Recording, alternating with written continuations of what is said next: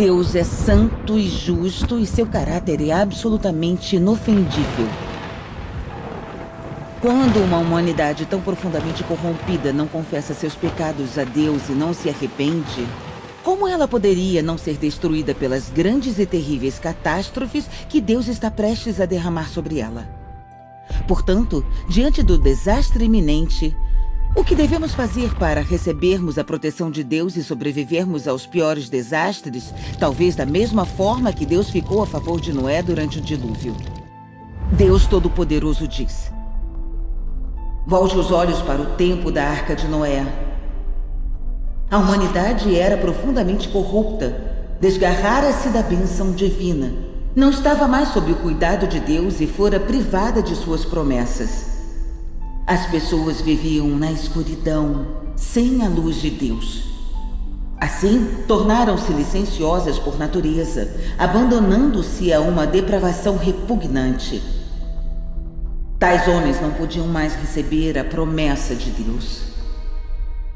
Eram ineptos para testemunhar o rosto de Deus e ouvir sua voz, tornando-se progressivamente maus. Dessa forma, aproximaram-se ainda mais da morte e desabaram sob a ira e a punição de Deus. Apenas Noé e os 7 membros de sua família sobreviveram à destruição. Deus fez desabar sua destruição sobre o mundo.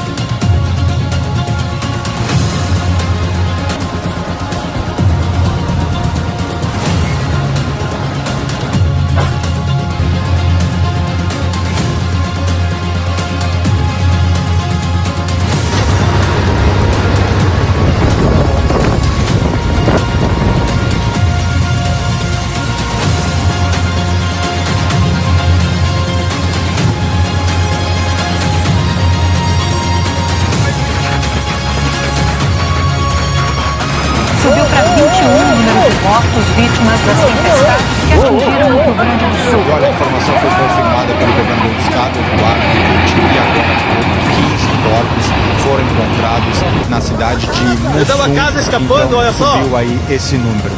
Em Lajeado também teve um outro caso. Uma idosa estava ilhada no entorno do rio Taquari e chegou a ser resgatada com a ajuda de um helicóptero. O cabo se rompeu e a vítima despencou de uma altura de 20 metros. O policial que fazia o resgate sobreviveu. São 21 mortes aqui no Rio Grande do Sul e mais uma em Santa Catarina.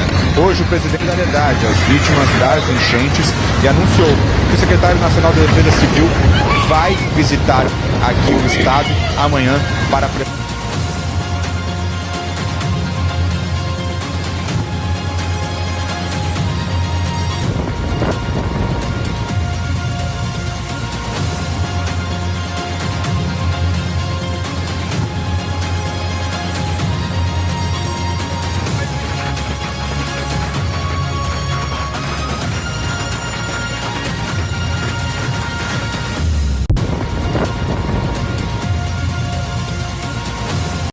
Oi, muito bem-vindo mesmo. Mais uma vez nos encontramos aqui para partilhar um pouco mais da palavra de Deus. Seja muito bem-vindo ao canal Chanel Pensador. O lema do nosso canal é Pensai nas coisas do alto. E nós vamos trazer uma palavra, continuação do estudo passado, que é Sinais da Segunda Vinda. Hoje, parte 2. Tão importante como será a segunda vinda de Cristo é conhecer o tempo desse evento e o que fazer enquanto esperamos esse tempo chegar. Jesus prometeu aos seus discípulos que ele regressaria, que ele voltaria uma segunda vez. E a Bíblia registra isso, o que ele disse. Está lá em João capítulo 14, versículo de 1 a 3, que diz: Não se turbe o vosso coração, credes em Deus, crede também em mim. Na casa do meu Pai há muitas moradas. Se não fosse assim, eu não teria dito, eu vou preparar-vos lugar, e se eu for e vos preparar lugar, virei outra vez e vos tomarei para mim mesmo, para que onde eu estiver, estejai também. Veja, querido, outros textos também comprovam isso. Os anjos também prometeram que Jesus viria de novo. E isso ficou registrado em Atos capítulo 1, versículos de 10 a 11, que diz: Estando eles com os olhos fitos no céu, enquanto ele subia, eis que junto deles apareceram 2 varões vestidos de branco, os quais lhe disseram: Varões galileus, por que ficais aí olhando para o céu? Esse Jesus que dentre vós foi elevado para o céu, há de vir assim como para o céu o vistes ir. Você, querido, acreditando ou não, esperando atento ou não, Jesus retornará. Agora, não mais como cordeiro ao matadouro, mas agora como um leão forte e poderoso. Antes, alguns sinais antecederiam a sua segunda volta. E é sobre esses sinais que nós iremos falar no vídeo de hoje. Continue ligado. Antes eu quero te lembrar, se você ainda não se inscreveu em nosso canal, faça a sua inscrição, nos acompanhe aqui. Todas as sextas-feiras nós temos um vídeo novo, um tema novo aqui no canal para nossa edificação. Por isso, faça a sua inscrição, acione aí o sininho para receber novidades do canal. Não se esqueça de deixar o seu joinha e compartilhe esse vídeo nos seus grupos, ok? Você está no canal Chanel Pensador, pensando nas coisas do alto. Pois bem, caros ouvintes, no vídeo anterior falamos sobre 2 categorias de sinais que se referem à volta de Cristo. Estamos nos baseando no Evangelho de Mateus capítulo 24, porém entendendo que aqui ele tem um duplo sentido. Evangelho de Mateus capítulo 24, ele tem um duplo sentido. Primeiro, essa interpretação se refere aos acontecimentos da destruição da cidade de Jerusalém, que era naquele período ali. E a segunda aplicação desse texto profético se refere aos terrores dos acontecimentos finais que antecederiam o dia do juízo final, que será a segunda vinda de Cristo. E foi dessa segunda referência que analisamos os sinais de certeza de sua volta iminente e também os sinais de aproximação da sua vinda gloriosa, assuntos esses que tratamos no vídeo anterior. Quando vemos algum desses sinais nos dias de hoje, queridos, isso deve servir para a gente de alerta, O fim está bem próximo do que nós imaginamos. Por isso, ponha em ordem a tua casa, né? É essa a intenção desse estudo. Por isso, queridos, é importante estarmos preparados, vivendo de maneira que confiemos mais em Deus e venhamos nos preparar, porque os dias que virão aí de hoje em diante serão maus, serão difíceis, serão dias terríveis. E então, meu querido, você é incrédulo ou não, você está preparado para o fim? Nos últimos tempos, muitas pessoas vêm perdendo a esperança, vêm perdendo a fé, vêm esfriando o amor. Apesar de todas as lutas da vida, né, precisamos conservar nossa esperança em Deus, na sua palavra, não nos deixar esmurecer. Não permita, querido, que nada abale a sua fé em Jesus Cristo, porque Ele é a verdade, Ele é a nossa esperança, Ele é a nossa força, Ele é nossa vitória. Busque conhecer Deus de todo o coração, perseverando na fé, no conhecimento. Seja sincero na sua fé e na palavra. Quando, porém, vier o Filho do Homem, a Bíblia pergunta, porventura achará fé na terra? Essa pergunta está lá em Lucas 18, versículo 8. Creia, queridos, no Senhor Jesus e em tudo que Ele ensinou, né? Assim a sua vida será guardada com Ele, será guardada nele, será guardada para Ele, né? Então, durante o seu ministério terreno, Jesus indicou alguns sinais que precederão a sua segunda volta gloriosa. Então, queridos, vamos observar melhor cada um desses sinais, né? Um texto áureo, o qual possamos ter base, né? Mateus 24, vamos ali no versículo 3º, né? Que diz esse versículo: E, estando assentado no Monte das Oliveiras, chegando-se a ele os seus discípulos em particular, dizendo: Dize-nos quando serão essas coisas e que sinal haverá da tua vinda e do fim do mundo? E Jesus respondeu, disse-lhes: Acautelai-vos, que ninguém vos engane. E daí em diante Jesus começou a citar os sinais e também explicar cada um deles. No sermão escatológico, né, assim é chamado esse texto, Jesus fornece vários detalhes ali sobre a sua volta. Ele só não revelou o dia e a hora, né, não marcou uma data, mas ele nos avisou sobre eventos que antecederiam, né, esse momento, esse fato tão extraordinário que irá acontecer. Em Mateus 24, versículo 20, quanto à data, ele só nos alertou que devemos orar e pedir a Deus que nossa fuga não se dê nem no sábado e nem no inverno. Claro, lembra que eu falei que o texto de Mateus 24 tem um duplo sentido, é uma profecia contra Jerusalém e também uma profecia do final dos tempos. Então, esse versículo se aplica para ambos, a fuga não ser no sábado e nem no inverno. Agora, de tantas perguntas que muitos irmãos nos fazem, essa é uma das mais frequentes aos meus ouvidos. Pastor, por que não fugir no sábado e nem no inverno? Nós vamos trazer uma resposta se baseando em Jerusalém, naquela época quando ela era invadida, né? Quando vinham os ataques, as guerras.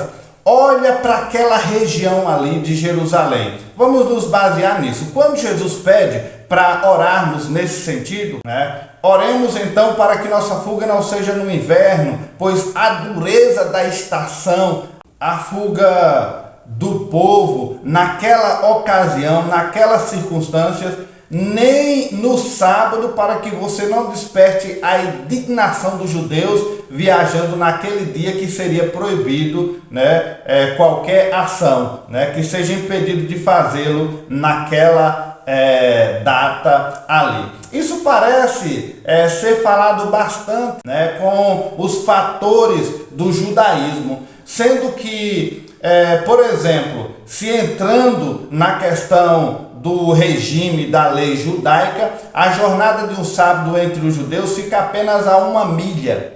e, consequentemente, isso é insuficiente para a segurança de vidas dentro de uma fuga naquela época. Isso tudo sendo observado, baseado ali no Salmo 147, versículo 16, que diz que a região da Judéia, o Salmo diz assim: ele faz cair neve tão grossa como lã e espalha geada como pó. Então, observando como era a região, como é a região ali da Palestina, ali a região de Jerusalém, como no tempo de neve, no inverno, é tão pesado. Esdras capítulo 10, versículo 9, está escrito assim: então todos os homens de Judá e Benjamim em 3 dias se ajuntarão em Jerusalém. Era o 9º mês, aos 21 dias do mês, e todo o povo se assentou na praça da casa de Deus, tremendo por este negócio e por causa das grandes chuvas. A Bíblia diz tremendo, né? Frio e chuva é pesada naquela região. Pois então entenda, a observação de Jesus, quando diz para orarmos para que isso não aconteça nem no sábado nem no inverno, nessas circunstâncias de Jerusalém, é muito gelo e muita chuva, é muito frio, sabendo que os invernos são fortemente muito frio ali na Terra Santa. O historiador Jerônimo, também conhecido como Jerônimo de Estridão, ele foi um sacerdote cristão ilírio, destacado como teólogo, historiador e confessor. Ele fala em seus escritos do frio daquele país, tão frequentemente, tão severo, para ser suportado por aqueles que podem se alegrar em secretar por medo de suas vidas. Ele relata algumas circunstâncias em uma de suas cartas para Algásia. Ele entende como no sentido literal a questão que Jesus fala, nem no sábado e nem no inverno. Ele entende ali, sendo literal, porque o inverno é muito, mas muito pesado, muito gelo, muita chuva e muito frio. Então, Jerônimo ele escreve ali uma carta, explicando sobre a severidade do frio, é tal que não lhe permitiria esconder nem no deserto, porque o deserto, no natural, de dia ele é muito quente, de noite ele é muito frio, e no inverno isso era multiplicado. Então essa carta foi uma carta que Jerônimo escreveu entre o final do século IV ao início do século V. Ele destinou essa carta para Dona Algásia, que era uma senhora educada que vivia na Gália. Aparentemente, ela era uma estudante do Novo Testamento e ela envia 11 perguntas sobre esse assunto para Jerônimo por meio de um homem, que fosse ali seu discípulo, estava sempre indo para lá, e ela envia essa carta para Jerônimo. Perguntas às quais Jerônimo, por meio de uma outra carta, e por meio desse discípulo, ele responde de forma extensa essas perguntas para essa senhora aí. Então, o Sermão do Monte pode ser encontrado em 3 evangelhos, os evangelhos sinóticos. Embora a leitura bíblica em classe tenha selecionado apenas alguns versículos ali, é obrigatório, queridos, a leitura na íntegra do capítulo 24 do Evangelho de Mateus, para se entender, toda essa questão aí. Esse sermão escatológico precisa ser lido na íntegra para você entender melhor ele. Além da leitura de Mateus 24, é importante, é aconselhável ser lido também o capítulo 13 do Evangelho de Marcos, pois, além de ambos os textos terem uma estrutura semelhante, para alguns, o texto do Evangelho de Marcos pode ser compreendido com mais facilidade do que o Evangelho de Mateus. Marcos pode trazer ali umas explicações mais claras. Então, é importante ler tanto o capítulo 24 de Mateus como de Marcos 13, devido à organização adotada ali pelo autor na sua escrita. Muitos estudiosos defendem a ideia de que o texto de Marcos tenha servido de base para o texto de Mateus. Então veja a importância de estar lendo esses 2 capítulos aí, nesses 2 evangelhos sinóticos, ok? Antes de detalharmos cada sinal, querido, que Jesus citou nesses evangelhos, eu faço um esclarecimento, né, sobre esses sinais que são defendidos ali pelo dispensacionalismo clássico. Eu quero abrir aqui um parêntese, né, para dizer que se você não entende ainda o que é o dispensacionalismo, nós temos aqui no canal 2 vídeos que explicam o que é esse movimento, né, como ele surgiu, em que eles creem. O título desses vídeos aqui no canal é Dispensando o Dispensacionalismo, né? São 2 vídeos que traz todo o assunto, né, bem explicadinho nessa questão aí. Então, consulte aqui no canal Dispensando o Dispensacionalismo para você entender o que vamos falar agora, certo? Sobre esses sinais da vinda de Cristo, como defendido pelo dispensacionalismo clássico, eu faço um alerta para que você, caro ouvinte, não confunda a segunda fase com a segunda vinda, certo? Então, o que é arrebatamento, né, e vinda em glória de Jesus Cristo? Eles, os dispensacionalistas, eles fazem uma confusão aí. Eu quero que você não entre nessa confusão. Então, se você não entender muito desse assunto e atrapalhar e criar dúvida, então volte, busque esses textos aí, esses vídeos do dispensacionalismo, ouça todo para você entender o assunto melhor, para depois você voltar aqui nesses sinais, ok? Essa visão é defendida por quem crê em um arrebatamento pré-tribulacionista. Para os que preferem a visão pós-tribulacionista da volta de Cristo, que é o nosso caso aqui, aí essa divisão não faz sentido algum, né? Na questão do dispensacionalismo. Então, é bom que você entenda essa questão. Nós estamos trabalhando aqui no sentido pós-tribulacionista, que é o nosso caso aqui, pós-tribulacionista, ok? Eu digo isso particularmente com todo cuidado, porque possível é para nós entender melhor quando entramos na questão pós-tribulacionista, porque a Bíblia nos dá base, nos dá bagagem para trabalhar nesse sentido aí, ok? Eu não consigo, queridos, encontrar fundamento bíblico, né, para estar dividindo essas questões aqui, arrebatamento, a vinda gloriosa, né, a grande tribulação, dividir a questão como eles fazem. Então, por isso que eu chamo a atenção nesse assunto. Daí que eu recomendo para que o sermão escatológico de Jesus seja lido na íntegra e não de forma isolada como eles fazem, para que não venhamos entender de forma errônea o que Jesus disse. Então, quando você for ler, né, os sinais da vinda, leia Mateus 24, leia Marcos 13. Anda junto esses 2 evangelhos dentro desse assunto, é para você não fazer interpretações errôneas, ok? Fica a dica. Jesus é claro ao afirmar que sua volta acontecerá após um período de tribulação. Como nunca houve no mundo, haverá um período de grande tribulação terrível na face da terra, e é um evento público onde todos participarão, onde todos verão, né, ele vir e dar cabo dessa situação. Isso, querido, nós explicamos com detalhes, com textos bíblicos, nós passeamos em toda a Bíblia, versículo por versículo, para explicar sobre a grande tribulação e o arrebatamento da igreja. Tem esse vídeo aqui no canal, todo explicadinho, versículo por versículo, item por item, de tudo que Jesus falou sobre a grande tribulação e o arrebatamento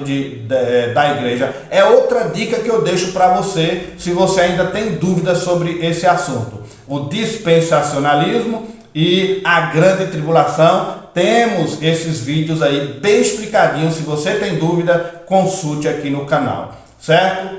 considerando aqui, claro, a raiz do texto grego, pois não é possível fazer qualquer divisão desses eventos sem consultar a Bíblia original, as raízes das palavras as quais foram escritas no original. Aí dá para a gente entender com clareza, né, o que o autor ali da escritura quis passar da mensagem da parte de Deus, ok? Isso seria não pegar a raiz, não pegar o original, pegar a Bíblia no seco e interpretar do jeito que a gente às vezes entende. Isso é quebrar totalmente a estrutura original a qual o texto foi escrito e fugir do ponto central da mensagem que Cristo quer passar para nós, certo? Tudo bem, queridos, reconheço também que por se tratar em vários momentos de dupla profecia, né, pois está ligado com a destruição de Jerusalém do ano 70 depois de Cristo. Então, quando você lê Mateus 24, você entende ali que a profecia se falava da destruição de Jerusalém nos anos 70 depois de Cristo, mas também falava da vida de Cristo e do final dos tempos. Então, você precisa entender ali esse duplo sentido, essa dupla profecia. Por isso que eu indico, leia também capítulo 13 de Marcos, para você entender e não tirar, né, definições errôneas. Alguns possuem dificuldades com o sermão escatológico de Jesus por causa disso, né? Não divide as coisas. De qualquer forma, os alertas de Cristo servem tanto para os pré-tribulacionistas quanto para os pós-tribulacionistas. Sendo assim, eu não vejo dificuldade de você não vigiar, não orar, não estudar a Bíblia, quer seja um ou outro, você precisa vigiar, certo? Então, queridos, vamos reler e explicar o que Jesus deixou como sinal para a sua segunda vinda gloriosa. Se você acompanhou o primeiro vídeo, você já viu ali, né, tanta coisa que precisamos estar alerta de sinais que ele deixou para nós. O primeiro vídeo também nós falamos dos sinais de certeza e dos sinais de aproximação, né, para você entender esse assunto. Agora nós vamos entrar aqui e especificar dentro dos sinais de Mateus 24, versículo 23, fala dos falsos cristos.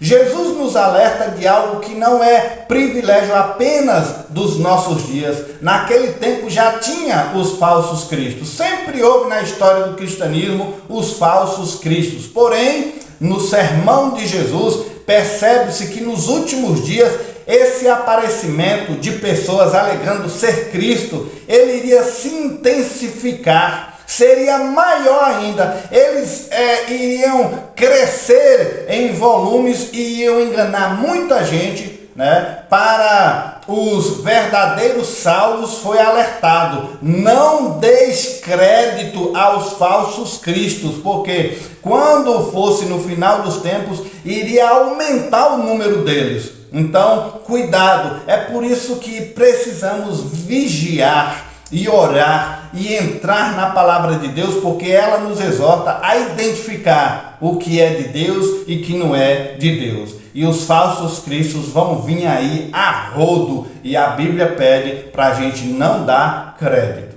Uma segunda exortação está já nos versículos 28 e 29 do capítulo 1.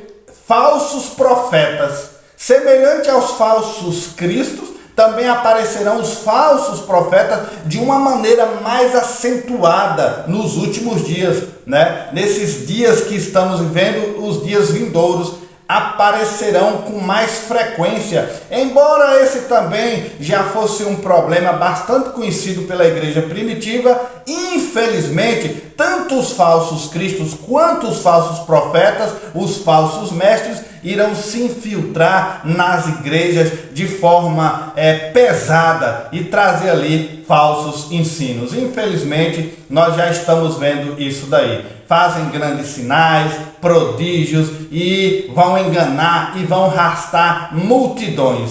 Mas o nosso consolo, querido, é que não será possível para eles conseguirem enganar os escolhidos de Deus, os verdadeiros seguidores de Deus, né? Se possível fosse, ele enganaria a muitos, mas não é tão possível aos escolhidos de Deus. É Deus quem nos preserva, né? É Deus que nos esconde na palavra, é Deus que nos guarda com a verdade. Há também um outro sinal, esse já está dentro do sinal de aproximação, e nós falamos em detalhe a miúdo no vídeo primeiro, que é a apostasia. 1 Timóteo capítulo 4, versículo 1, né, já argumentando sobre isso, é o aparecimento desses falsos cristos, falsos profetas e falsos crentes, né? Está tudo ligado à apostasia. Os termos originais gregos utilizados no Novo Testamento que descreve essa apostasia, está ali bem claro, né? Que nem sempre é a própria palavra apostasia, né? Traz a ideia de um abandono de forma consciente da fé cristã genuína. Traz a forma de um abandono da palavra da verdade. Aí entra fábulas, crendices, né? Doutrinas humanas, né? Isso é apostasia, de modo que ocorre uma rejeição à verdade das Escrituras e reflete um estado de rebelião e revolta contra o próprio Deus. Todo falso profeta, todo falso mestre, né, é um apóstata, pois necessariamente ele precisa primeiro conhecer a verdade da palavra de Deus para que chegue ao ponto de negá-la e por fim distorcê-la. Originado ali por consequência de um falso evangelho, uma falsa ideia, uma falsa doutrina, uma falsa revelação, aí no caso são doutrinas de demônios. Onde podemos notar claramente um sincretismo religioso, né, um pragmatismo invadindo muitas igrejas evangélicas, né, como nós já citamos anteriormente, e é notável nos dias de hoje. Temos notícias de uma apostasia tão generalizada, né, tomando instituições religiosas inteiras, como é, por exemplo, nos dias de hoje, o que está acontecendo com a Igreja Presbiteriana dos Estados Unidos. E aqui eu quero deixar bem claro, queridos, né? Essa igreja que eu estou citando é a Igreja Presbiteriana dos Estados Unidos, não possui nenhum vínculo com a Igreja Presbiteriana do Brasil. Preste atenção, eu estou falando de uma igreja lá dos Estados Unidos que não tem nada a ver com a Igreja Presbiteriana do Brasil. Essa instituição a qual eu estou falando, ela não tem nada a ver com a igreja bíblica aqui, a Igreja Presbiteriana do Brasil, a qual eu tenho formação nela, né, uma denominação séria, comprometida com a palavra de Deus. Igreja Presbiteriana do Brasil, igreja bíblica, né, comprometida com a palavra da verdade de Deus. Igreja Presbiteriana dos Estados Unidos da América, ultimamente, aquelas igrejas não pregam a verdade do Evangelho, né, a exposição da palavra, né, eles fogem, né, do foco do Evangelho, né? Eu estou falando dessa igreja aí dos Estados Unidos, certo? Ultimamente, querido, as igrejas que pregam apenas o verdadeiro evangelho de Cristo, com a exposição da palavra de Deus, geralmente elas são chamadas de igrejas frias e sem fogo. Se for assim, então, queridos, eu prefiro ser congelado pela palavra de Deus do que ser torrado por um fogo estranho, fogo esse que está aí se alastrando nas igrejas de hoje em dia. Deus nos livre, misericórdia.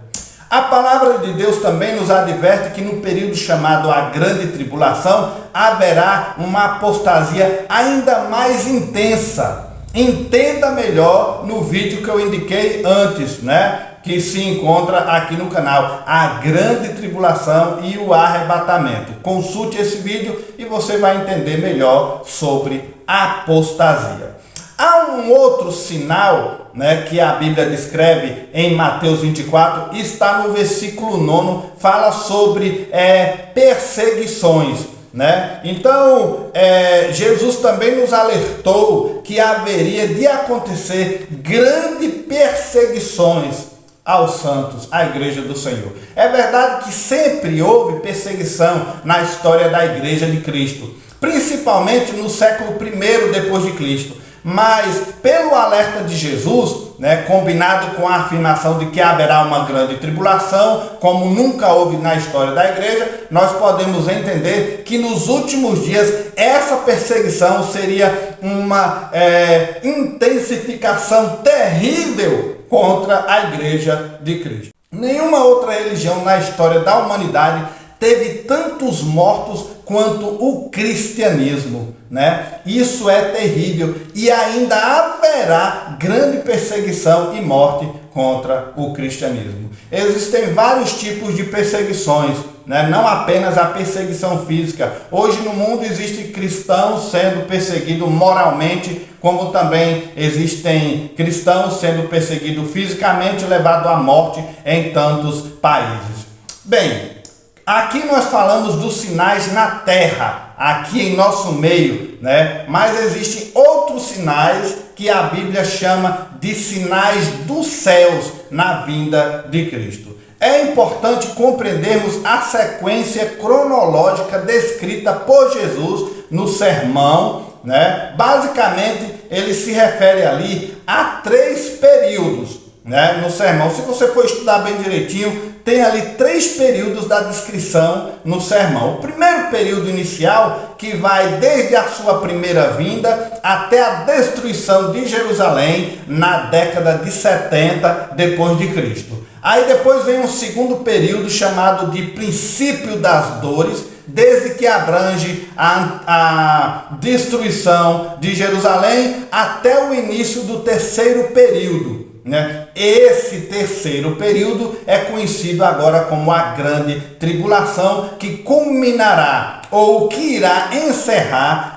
com a segunda vinda de Cristo, né, o julgamento do mundo. É sobre essa cronologia que se entende o Evangelho de Mateus capítulo 24. Agora, queridos, entenda aqui que eu não estou fazendo marcação de data. Eu estou apenas dividindo ali o conteúdo do texto, né? Dividindo ali etapas de conteúdo do texto. Nada sobre data eu estou falando aqui, ok? Entenda isso. Podemos seguramente afirmar que os eventos já citados sobre os falsos cristos, falsos profetas, sobre a apostasia, sobre perseguições, né? Alguns outros como guerras, conflitos, desastres naturais, tudo isso está dentro do princípio das dores. Se você acompanhou o primeiro vídeo, você viu ali o que é o princípio das dores, Jesus comparando com uma mulher grávida. Bem, se você acompanhou o primeiro vídeo, você está entendendo o que estamos falando agora. Conforme o tempo vai passando, né, vai intensificando esses sinais e ficando cada vez piores, né? Como Jesus comparou, como contrações das dores de um parto, né, que já explicamos. E também faz referência a Apocalipse capítulo 12. Isso seria como uma preparação para o período da grande tribulação, que ainda será, por incrível que pareça, terrível, pior como nunca houve no mundo. Agora, sobre os sinais dos céus, como diz o Evangelho de Lucas no capítulo 17, versículo 11, consulte aí que a Bíblia diz sinais do céu e não sinais no céu. Também já explicamos isso no primeiro vídeo. Jesus não nos fornece muitos detalhes quanto a esses sinais. Alguns estudiosos acreditam que tais sinais estejam relacionados possivelmente a desastres naturais, né, que ocorrerão no período do princípio das dores. Outros preferem afirmar que esses sinais se tratam especificamente da volta de Cristo, o que parece estar de acordo ali com Mateus 24, versículo 30, com Marcos 13, versículo 24, Lucas 21, versículo 26. Então, se lermos esses textos aí com cuidado, nós vamos entender que está mais de acordo com as forças do universo, do céu, serem abaladas com a vinda do Messias. É o que traz aí esses textos. Mas Lucas capítulo 21, versículo 11, Jesus alertou que antes de sua vinda haveria grandes sinais do céu. Não se esqueça, querido, do que já dissemos no texto anterior, Sinais dos céus e não sinais no céu. Não devemos especular e muito menos ensinar sobre assuntos que não estão revelados na palavra de Deus. Não sabemos que sinais serão estes dos céus, pois as escrituras não revelam, com detalhes. Fala alguma coisinha ali sobre a lua, mudar de cor, o sol perder seu brilho, estrelas caírem do firmamento, ali está se referindo a chuvas de meteoro, alguma coisa assim. Mas não sabemos com detalhes como e quais são esses sinais. Porém sabemos que eles trarão tanto espanto que a Bíblia diz que homens desmaiarão de terror. Não estamos falando aqui de apenas luzes misteriosas, bolas de fogo que estão aí circulando na internet, vídeos, gravando aí sinais de luzes piscando. Não estamos falando disso não. Não é nada disso. É algo muito além disso. É algo que espanta. É algo forte para a gente se ver. Olha o que está escrito em Mateus, no capítulo 24, versículo 29. E logo depois da aflição daqueles dias, que dias são esses? Os dias da grande tribulação. Então, logo após a grande tribulação, observe o texto direitinho para você não entender errado. Então, o que acontecerá ali? A Bíblia descreve: o sol escurecerá e a lua não dará a sua luz, e as estrelas cairão do céu, e as potências do céu serão abaladas. É isso que a Bíblia descreve desses sinais. Isso é o que a Bíblia relata. Descreve em várias passagens sobre essa questão. E em alguns textos, nós estamos indo agora para o contexto desse assunto, traz também algumas dicas ali, como por exemplo, Isaías capítulo 13, versículo 10. Olha como está escrito ali: as estrelas do céu e suas constelações não devem iluminar-se. O sol se escurecerá quando ele sair, e a lua não fará brilhar a sua luz. Então, Isaías, ele traz o complemento daqueles evangelhos que eu citei, se referindo que esses sinais do céu acontecerão na vinda de Cristo. Olha como Isaías fala: isso acontecerá quando ele sair. Agora, se formos para o profeta Ezequiel, no capítulo 32, versículo 7 e 8, também descreve em termos semelhantes a destruição que vem sobre o Egito. Ali é algo sobre o Egito que ele diz assim: quando eu te apagar, cobrirei o céu e escurecerei as estrelas, cobrirei o sol com uma nuvem e a lua não lhe dará luz. Olha o texto caminhando aí com com os outros sinais. Podemos ainda deduzir que quando, por exemplo, o profeta Joel, no capítulo 3, versículo 15, diz: o sol e a lua se obscurecem e as estrelas empalidecem. Pode ser que eles sejam ali ofuscados pelo brilho da glória de Cristo, como Isaías faz alusão quando ele vier, e como os evangelhos sinóticos também nos traz essa referência. Pode ser que eles sejam ofuscados ali na vinda gloriosa de Cristo, ou que eles próprios passem por uma mudança da qual a escuridão que também aconteceu no dia da crucificação. Um estudioso argumentou assim: como na dispensação da cruz o sol escureceu, falhou seu brilho e passou a ter trevas sobre a terra, assim também quando o sinal do Filho do Homem aparecer no céu no dia do julgamento, a luz do sol, a luz das estrelas aparentemente também falharão, consumidos por assim dizer, pelo grande poder da glória de Cristo. Isso é o que a gente achou aí escrito de um estudioso no assunto que deixou escrito em um livro.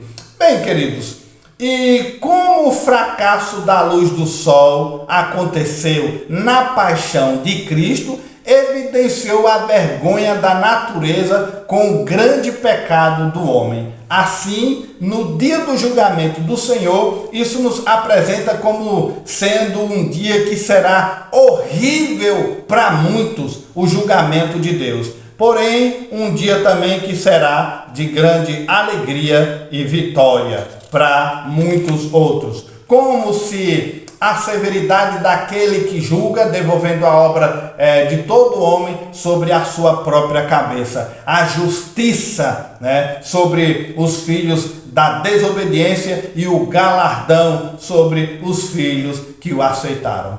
Como se toda criatura no sofrimento dos outros temesse o julgamento por si mesma. O profeta Daniel, no capítulo 7, versículo 7, também ele usa uma linguagem semelhante quando fala do massacre dos judeus, Ele usa ali, ao dizer, pelo chifre da profecia, o que provavelmente significava ali, aquele chifre, Antíoco Epifânio, Então ele descreve ali: e cresceu muito até o exército dos céus, e jogou no chão parte do exército e das estrelas, e as pisou nelas. Aí a gente pega carona em Joel capítulo 2, versículo 30 e 31, predizendo essa mesma destruição de Jerusalém. Ele diz: mostrarei maravilhas do céu e na terra, sangue e fogo e colunas de fumaça. O sol se converterá em trevas e a lua em sangue, para que grandes comoções e revoluções na terra sejam frequentemente representadas por comoções e mudanças nos céus. Agora, voltando para Mateus 24, então lemos que logo em seguida da tribulação aparecerão esses sinais dos céus, o que descreve o versículo 29. Presta atenção, querido, no versículo 30. Nós estamos fazendo referência ao 29, agora vamos para o versículo 30 de Mateus 24. Olha o que está escrito, siga essa ordem. Veja só. Então aparecerá no céu o sinal do Filho do Homem, e todas as tribos da terra se lamentarão e verão o Filho do Homem vindo sobre as nuvens do céu com poder e grande glória. Mateus 24, 29, a parte A do versículo diz: após a tribulação. A parte B do versículo diz que aparecerão sinais. Em seguida, já estamos no versículo 30, olha a sequência, diz que Jesus aparecerá. E já no versículo 31, fala sobre o arrebatamento da igreja. Queridos, a Bíblia está descrevendo essa ordem aí, É sem erro de entender, Eu fico sem compreender porque os pré-tribulacionistas tiraram na Bíblia que Jesus voltará antes da grande tribulação e arrebatará a igreja em secreto. Se a gente pegar versículo 29, 30, 31, nessa ordem que foi escrita, não tem como a gente entender o que eles acreditam. Bem, eu deixo aqui essa observação. Se você quer compreender melhor, eu repito, consulte o vídeo aqui no canal, a grande tribulação e o arrebatamento da igreja, que a gente vai estar explicando isso em detalhes. Tá certo então? Pois bem, queridos, Mateus 24, versículo 6, ainda descreve que haverá guerras, conflitos, terremotos, após Jesus ter profetizado tais acontecimentos no sermão escatológico. Em muitos países no mundo hoje existem guerras ocorrendo em todos os tipos. Recentemente aí o Hamas atacou a Jerusalém e tem aí um princípio de guerra. Claramente, temos escutado esses rumores de guerra em todos os cantos do país. Claramente também ouvimos aí nos telejornais os desastres naturais se intensificaram após alguns anos recentes para cá. Por exemplo, 79 depois de Cristo, poucos anos após o sermão escatológico de Jesus, nós já estamos na era cristã. Aí ocorreu uma das erupções vulcânicas mais famosas e destrutivas já documentadas no mundo, que foi a erupção do Vesúvio, que destruiu as cidades de Pompeia e Herculano. Recentemente tivemos uma série de terremotos e tsunamis terríveis e de forma cada vez mais frequente vão se alastrando por todo o planeta. São as contrações se intensificando a cada ano que passa. Então, queridos, sabemos que sempre teve no mundo inundações, terremotos, desastres, coisas que acontecem de forma natural aí, mas hoje elas estão se intensificando, elas estão aumentando a cada ano, Pois é. Então, concluindo o nosso estudo sobre os sinais que antecedem a volta de Cristo, o sermão escatológico de Jesus deve ser muito importante para todos os cristãos que almejam a volta gloriosa de Cristo. Ao invés de você ficar aterrorizado com o que está vindo aí, ficar com medo apreensível, os cristãos verdadeiros que amam a Cristo almejam a sua vinda gloriosa, gritam: Maranata, vem Senhor Jesus, porque tudo isso acontecerá e quanto mais cedo acontecer, mais desfrutaremos da grande Jerusalém dos céus. Queridos, Deus não estabeleceu datas, mas nos alertou sobre o que haverá de acontecer, o qual deve ser a nossa conduta como igreja: vigiar, orar, e praticar a Bíblia, que no caso é a conduta de todo cristão fiel. No sermão escatológico, Jesus profetizou coisas que já se cumpriram e com precisão impressionante, e muitas outras então irão se cumprir. O que nos fortalece em saber que as demais coisas que ainda faltam cumprir já estão aí às portas, e muitas já estão se cumprindo e estão apenas taxando. Ele está voltando, ele voltará, e o que ele falou é verdadeiro. Deus mesmo deixou registrado acerca do que ele mesmo quis deixar registrado. Ele disse assim no Evangelho de Marcos, capítulo 13, versículo 23. Mas vós vede, eis que de antemão vos tenho dito tudo isso. Isso que ele disse, que está nos evangelhos, o que está nas profecias, o que se encontra registrado na veracidade da Bíblia. Queridos, os dias serão maus. Você está preparado? Que Deus nos poupe da sua terrível ira, a essa ira que está preparada para toda a impiedade na face da terra. Que o Senhor nos livre, tenha misericórdia, de cada um de nós. Vigie, pense nas coisas do alto, porque os dias serão maus. Eu fico por aqui dizendo: Maranata, Senhor Jesus. E haverá sinais no sol, na lua, nas estrelas, e na terra a angústia das nações em perplexidade. Então verão o Filho do Homem chegar numa nuvem com poder e grande glória. Quando essas coisas começarem a acontecer, olhem para cima e levantem as suas cabeças,